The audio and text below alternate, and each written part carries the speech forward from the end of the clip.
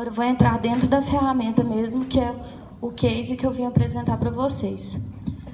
O checklist de leitos, a premissa dele é o quê? Avaliar a conferência dos itens que compõem o leito hospitalar, garantir o gerenciamento das pendências geradas em tempo real, controlar o tempo de realização do checklist e as pendências em aberto, registro fotográfico dos checklists realizados e as pendências geradas, e a conferência em curto prazo de todos os leitos com banco de dados salvo.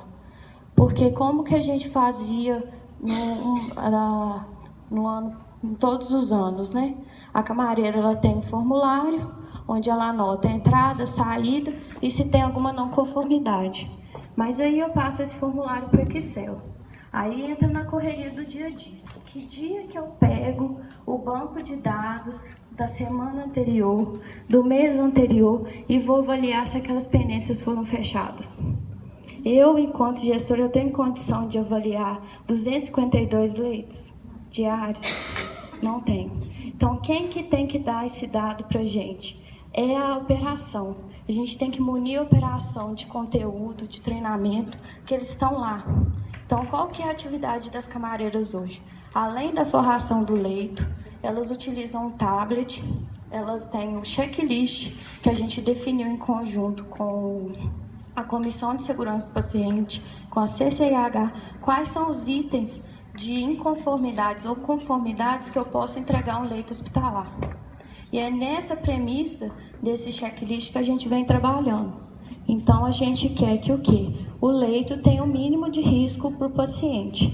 Mas se ele tiver com uma lâmpada queimada, com algum problema de manutenção que possa ser resolvido com o paciente dentro do leito, não é o ideal, mas é a vida real. Não é assim? A vida real, às vezes, a gente tem que mapear o que são os erros aceitáveis, né? Que a gente pode informar o cliente que a manutenção vai vir, para não atrasar a internação dele, nem a cirurgia, não vai ter impacto nenhum.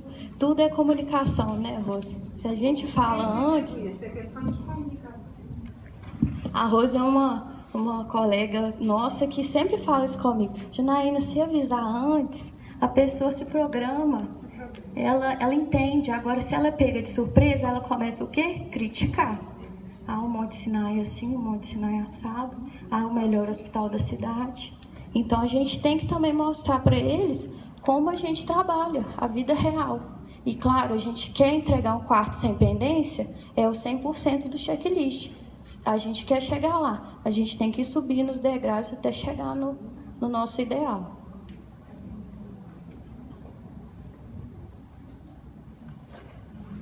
Aqui é só para vocês terem uma ideia da tela.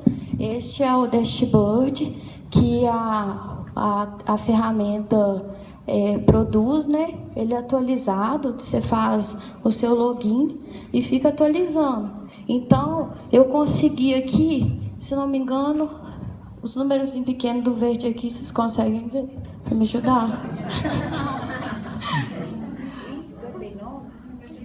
56 ou 59, né?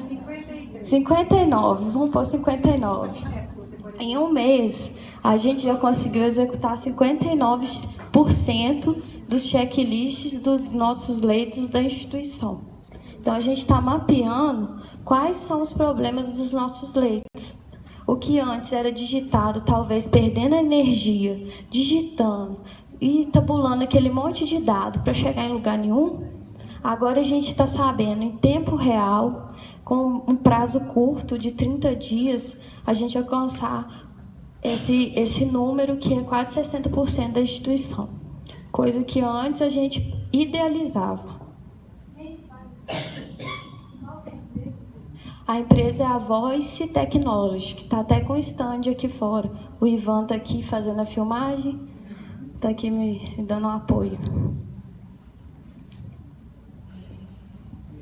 Esse aqui é o relatório que ele emite das pendências.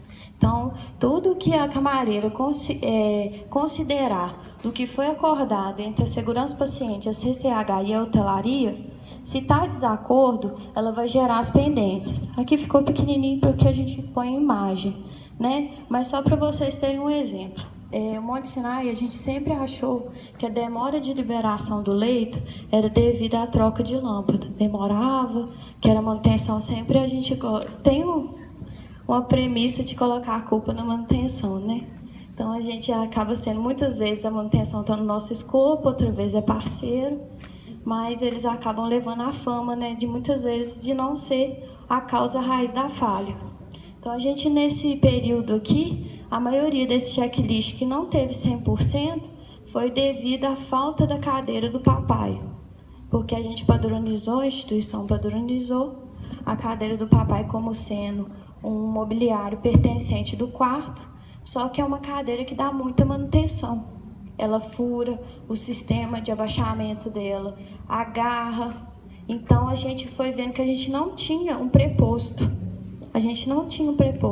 Eu fiquei com 8 quartos, sempre repetindo o checklist, 80%, 45%, porque estava faltando a cadeira.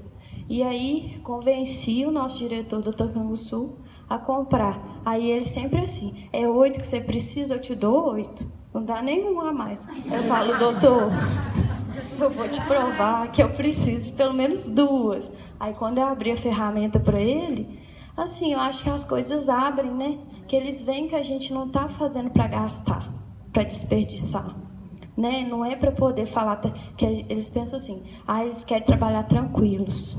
Eles querem assim, pedir uma cadeira, pega e leva. Eles não querem, eles acham que a gente quer que a gente fique assim, na nossa zona de conforto. Então, eu consegui provar para ele, para eu fazer um atendimento do padrão do hospital, do padrão do nosso cliente, eu preciso do apoio do preposto, porque a manutenção também precisa de um tempo. Então, a gente foi trazendo essa ferramenta. Em 30 dias, a gente já conseguiu mover muita coisa na empresa. Aqui eu queria fazer uma demonstração para vocês na hora. Eu vou ver se vai o nosso recurso aqui nós vamos conseguir. Eu vou logar, só para vocês verem que funciona. A gente consegue ver se foi aberto o checklist hoje, se tem pendência e qual a pendência que a camareira tem que fechar até o final do expediente dela. Ou então, ela vai liberar e vai justificar por que ela liberou. E a gente, enquanto gestor, eu vou gerenciar o quê? O que ela não foi capaz de resolver, de solucionar, que depende de investimento ou depende de união de um setor com o outro. Então, eu vou fazer esse teste para vocês verem, se der certo.